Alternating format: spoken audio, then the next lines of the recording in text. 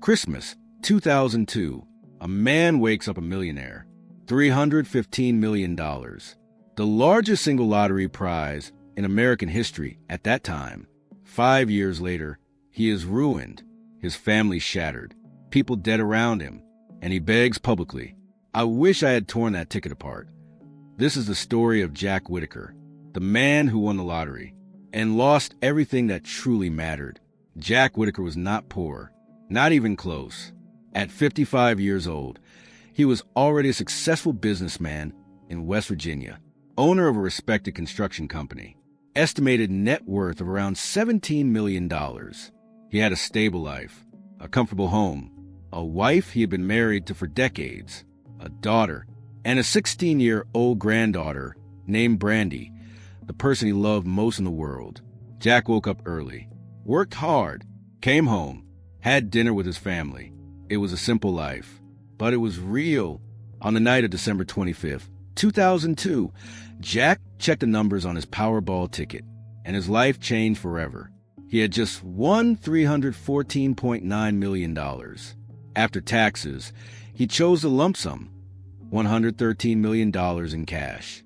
Overnight, Jack became a national celebrity. Cameras, reporters, headlines everywhere.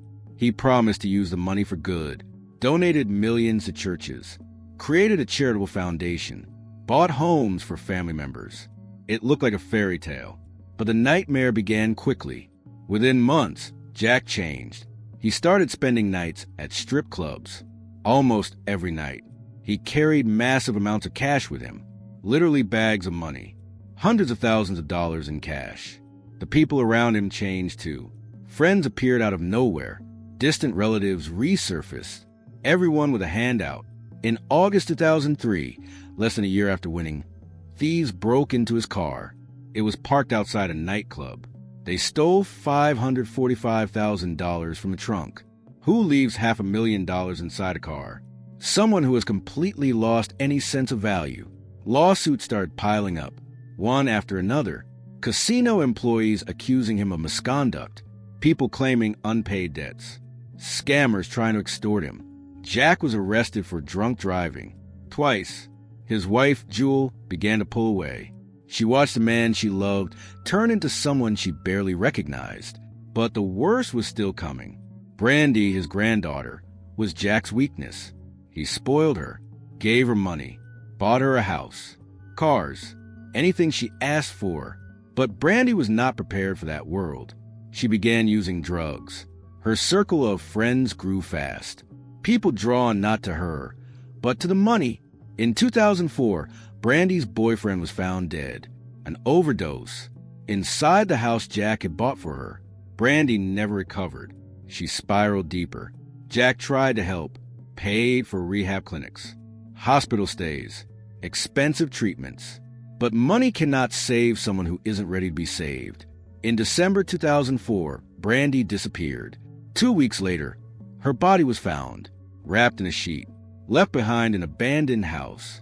An overdose. She was 17 years old. Jack Whittaker was broken. The man with $113 million could not save the person he loved most. And the tragedy didn't stop there. In 2007, his daughter Ginger, Brandy's mother, was found dead. She never recovered from losing her child. Soon after, his wife filed for divorce. His construction company collapsed. Contracts were canceled. Employees left.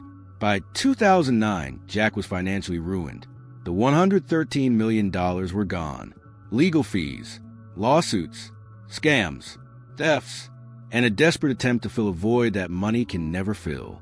Years later, Jack gave an interview and said something that shocked the nation. "Since that Christmas, my life has been a living hell. If I could go back, I would choose never to win." Jack Whittaker died in 2020. He didn't die poor. He died empty. He didn't lose everything because the money ran out. He lost everything because the money destroyed what was real. Jack's story is not unique. Studies show that most lottery winners lose everything within a few years. Divorce, addiction, tragedy. The pattern repeats. Because money doesn't create character. It amplifies it. It amplifies the good. and it amplifies the worst.